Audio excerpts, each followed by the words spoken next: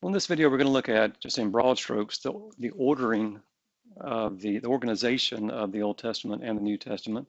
So the Old Testament, we've got four main categories here. We've got the book of the law, and this would include the first five books. The Pentateuch, it's often referred to as that, Penta 5, Genesis through Deuteronomy. And then the historical books, Joshua through Esther. And we have wisdom and poetry. The poetry section is the Psalms, and the rest fall under this category of wisdom literature. And then we have the prophetical books. And note that Jeremiah wrote Lamentations. You've got four major prophets here. You've got Isaiah, Jeremiah, Ezekiel, and Daniel, and then 12 minor prophets. Not minor in the sense of significance, but minor in the sense of length or size of the books. And I should note here as well that the Jews have their Old Testament organized differently than our Old Testament. The books would just be in a different order. They would organize them in terms of the law, the prophets, and the writings. So a three-part division. Yet it's helpful to remember that the ordering of the books aren't inspired. The writings themselves are, right? The writings are inspired. God superintended the process of the writings, working through the human authors, but the ordering of the books are not. And along those same lines, it's helpful to remember the chapters themselves were added later. Those are not inspired. They were added in the 13th century. And then the verses of the Bible that we have, those are not inspired either.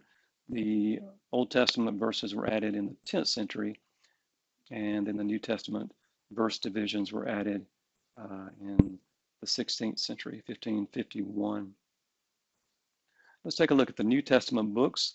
The first four books are called Gospels. This is a very specific type genre we find in the Bible. It presents the story of the life, death, and resurrection of Jesus and gives us the implications, the significance of that. And I use the word story just as a literary category, not to imply that it's not historical. We certainly affirm that. But story is a very powerful device, and the authors use that, inspired by the Spirit, to tell us the significance, not only what happened, but the significance of what happened there. The first three are called synoptic gospels. They're very similar in the way they present this story of Jesus. And then John, the fourth gospel, is distinct in many ways, not the least of which is just this very exalted view of Jesus. The next book is the book of Acts. It's historical narrative, and we'll just say history. And it tells us the story of the growth of the early church, the spread of the gospel by the power of the Holy Spirit. It's helpful, too, to keep in mind that Luke wrote both the gospel and the book of Acts. So you really have part one and then part two. Often it's referred to just as one volume, Luke, Acts.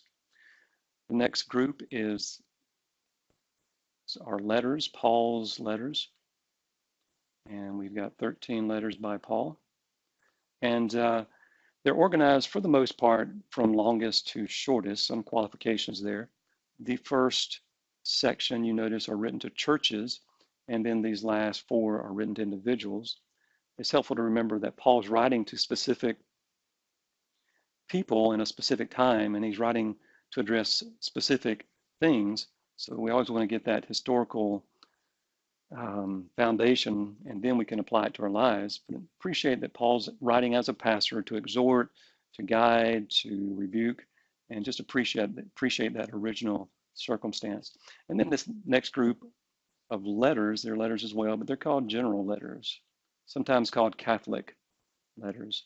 Not Catholic in the sense of Roman Catholic. Catholic just means universal.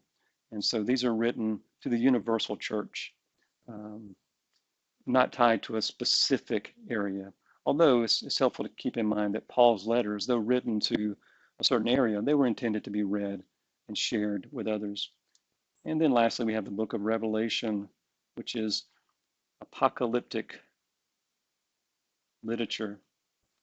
And this type of literature, this genre, is characterized by symbols and visions. And there's much we could say about it, but in short, the emphasis here is to affirm that despite all things to the contrary, God is in control.